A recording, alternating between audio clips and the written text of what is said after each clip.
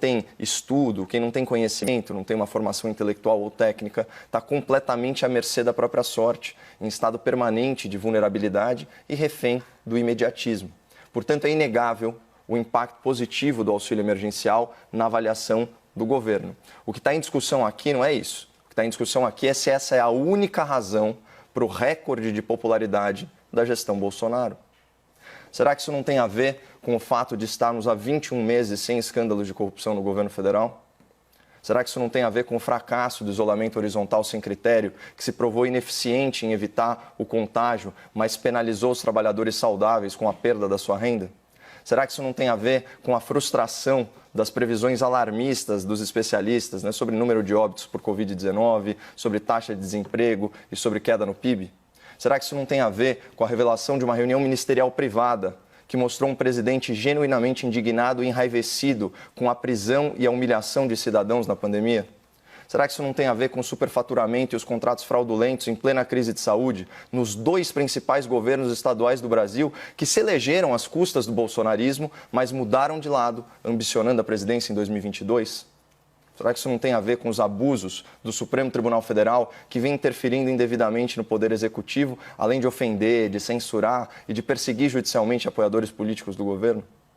Será que isso não tem a ver com o fato de que os maiores adversários e detratores do presidente na política, na justiça, nos movimentos ativistas e até mesmo na mídia aparecem implicados em escândalos criminais e delações premiadas? Será que isso não tem a ver com o excesso de militância política na imprensa, que tem os seus dois maiores grupos de comunicação fazendo oposição sistemática e acrítica ao governo? Na emissora de maior audiência, chegaram a associar o presidente da República ao assassinato de uma parlamentar, mesmo contra todas as evidências noticiadas na própria matéria. No jornal de maior circulação, um editorialista publicou um artigo odioso intitulado "Por que torço para que Bolsonaro morra?". Atos contra o governo, realizados por vândalos encapuzados e armados de paus e pedras, foram rotulados como manifestações democráticas, enquanto as imagens mostravam esses delinquentes agredindo a polícia e atacando grupos com mulheres, crianças e idosos. Vocês acham mesmo que a população não percebe isso?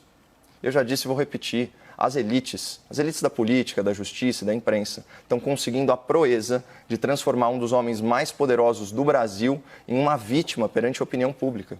Porque a tendência natural das pessoas é ter empatia por quem é atacado injustamente a todo tempo. Então, se você acusa um presidente de fascista e autoritário, mas ele defende as liberdades individuais do cidadão contra os abusos dos governadores e dos prefeitos, ele sobe. Se você fala que o presidente é inimigo da ciência na pandemia, mas a ciência erra de forma grosseira e gradualmente incorpora a visão original dele, ele sobe. Se você alega que o presidente não se importa com os trabalhadores, mas ele edita uma medida provisória que salva milhões de contratos de trabalho, ele sobe.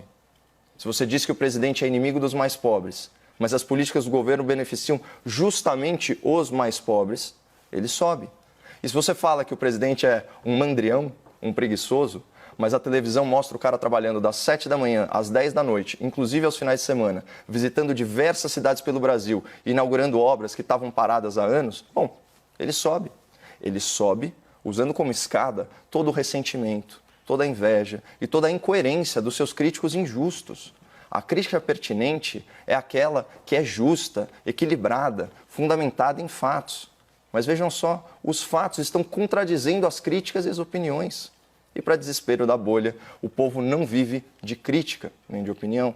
O povo vive a sua realidade, uma realidade consistente.